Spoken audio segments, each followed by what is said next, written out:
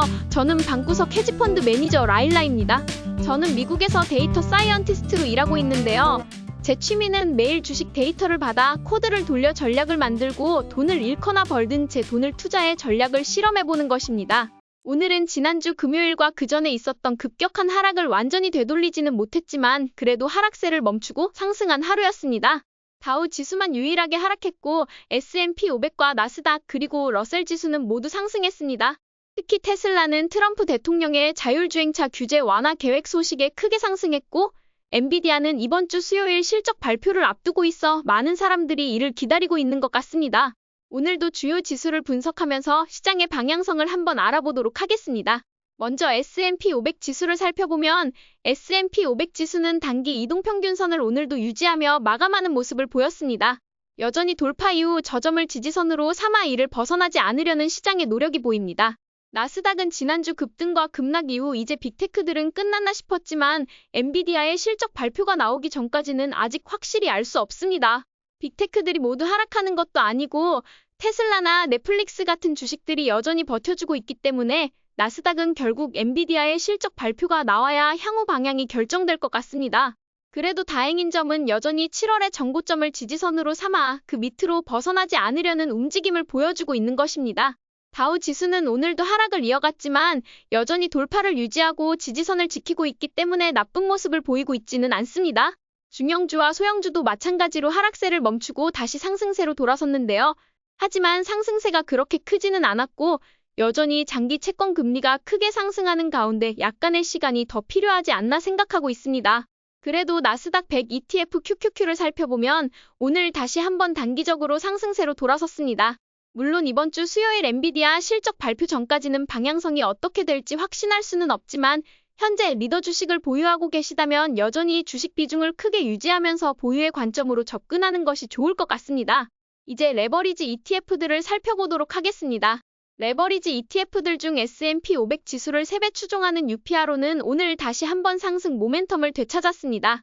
반도체 ETF는 여전히 힘이 없는 모습을 보이고 있지만 엔비디아 실적에 따라 향후 방향이 결정될 것 같습니다. 오늘 공포지수는 지난주 금요일과 매우 비슷한 모습을 보였는데요. 현재 하락세를 멈추고 약간 대기하는 자세를 취하고 있는 만큼 공포 트레이딩의 준비는 하되 시장이 여전히 지지선을 유지하고 있는 상황에서는 하락세가 그렇게 크게 보이지는 않습니다. 이제 주요 자산군들을 살펴보도록 하겠습니다. 금을 살펴보면 오늘도 하락세를 멈추고 다시 한번 상승하려는 모습을 보이고 있는데요.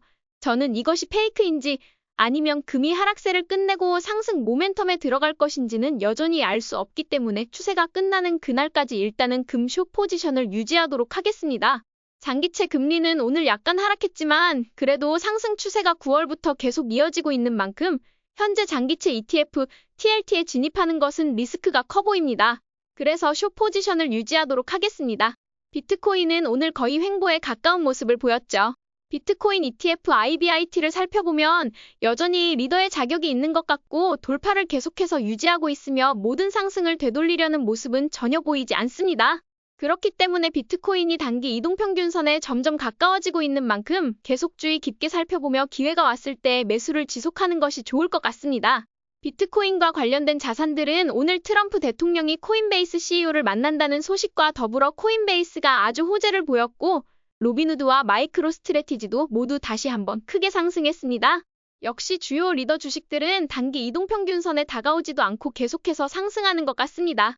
그러기에 분할 매수를 통해 가격이 하락할 때마다 접근하는 것이 좋을 것 같습니다. 이제 빅테크 주식들을 살펴보도록 하겠습니다. 넷플릭스, 아마존, 테슬라, 구글 이 4개 주식을 살펴보면 모두 돌파를 유지하고 있습니다.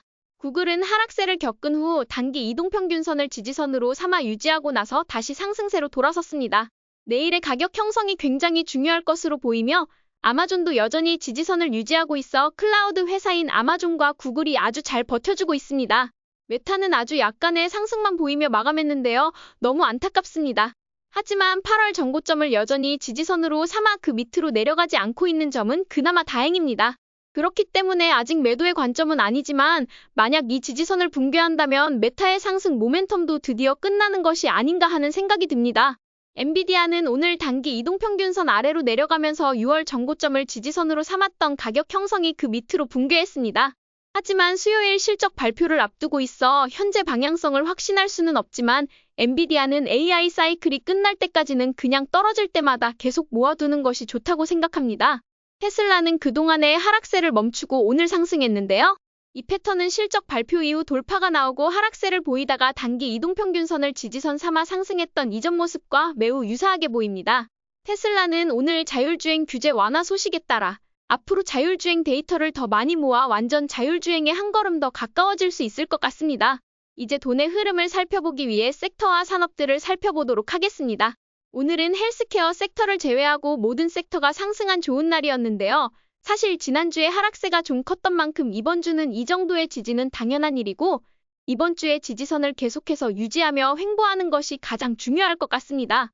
대선 이후로 현재 4개의 섹터, 임의소비재, 커뮤니케이션 서비스, 전통 에너지, 금융 섹터가 여전히 돌파를 유지하고 있어 굉장히 좋은 모습을 보여주고 있습니다. 소프트웨어 섹터는 지난주 목요일과 금요일 하락세를 보이다가 오늘 드디어 하락세를 약간 멈춘 것 같은데요. 비트코인은 역시 계속해서 돌파를 유지하고 있고 금융주와 임의소비재도 마찬가지로 유지를 하고 있습니다. 아마존과 테슬라가 속해 있는 만큼 이들이 잘 버텨주는 것 같습니다. 오늘의 분석으로는 자율주행 규제 완화가 있을 때 지켜봐야 하는 주식들을 몇 개 살펴보도록 하겠습니다. 오늘 트럼프가 자율주행 규제를 완화시킨다는 소식이 들린 이후 테슬라가 큰 상승을 보였는데요. 그렇다면 앞으로 수혜를 받을 주식들과 조심해야 하는 주식들이 무엇일지 한번 생각해 보겠습니다. 먼저 자율주행 관련해서 현재 실험을 지속하고 있는 테슬라와 웨이모는 자율주행 규제가 완화되었을 때 더욱 큰 수혜를 받을 것으로 보입니다. 현재 웨이모는 몇몇 도시에서 자율주행 서비스를 운영하고 있는데 더 많은 도시에서 실험을 지속하며 더 많은 데이터를 확보할 수 있을 것으로 예상됩니다.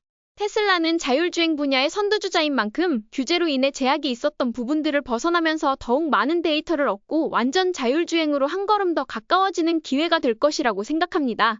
하지만 자율주행 규제가 완화되면 우버와 리프트 등은 영향을 받을 수 있습니다. 오늘 우버와 리프트의 주식은 각각 약 5%, 4% 정도 하락했는데요. 그에 반해 배달 앱인 도어대시는 여전히 돌파를 유지하며 좋은 모습을 보여주고 있습니다. 저는 현재 우버를 공매도할 수 있는 기회를 찾고 있는데 테슬라가 상승하고 우버의 경쟁이 심화되면서 택시 산업과 배달 산업 모두에서 우버가 당분간은 어려움을 겪을 수 있다고 생각하고 있습니다. 이제 오늘의 일지를 살펴보도록 하겠습니다. 오늘 UPRO가 단기 모멘텀을 돌파했기에 저는 다시 한번 상승 모멘텀 공식에 따라 매수를 진행했습니다.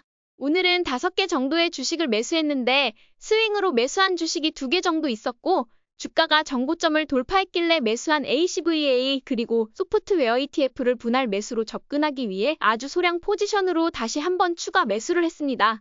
적립식 투자는 오늘도 여전히 이어갔고 배당금 투자는 현재 금리가 계속 상승하는 상황에서 약간 쉬어가고 있습니다. 오늘 나스닥 100 지수가 다시 한번 단기 이동평균선을 돌파했지만 나스닥 지수 자체는 돌파하지 않고 횡보한 만큼 현재는 공격적인 상승장은 아니라고 생각합니다. 하지만 믿을 만한 주식을 발견하고 기회가 왔을 때 멈출 이유는 없어 보입니다. 그렇기 때문에 현재 완벽하게 사면 다 오르는 장세는 아니지만 매수를 철저히 한다면 여전히 상승할 주식이 많아 보이는 장세입니다. 엔비디아의 실적이 나올 때까지는 사실 모든 것이 이제 횡보할 것으로 보입니다. 엔비디아가 이번 실적 발표에서 나쁘다고 해도 엔비디아는 AI 사이클이 끝나는 그날까지 보유해야 하는 주식이라고 생각하며 오히려 분할 매수로 접근하는 것이 좋지 않나 생각하고 있습니다. 지금 들어가기에는 리스크가 크기 때문에 방향이 나오고 난 후에 들어가도 나쁘지 않다고 생각합니다. 오늘도 저희 전략이 재미있으셨다면 좋아요와 구독 버튼 눌러주세요. 지금까지 방구석 헤지펀드 매니저 라일라였습니다.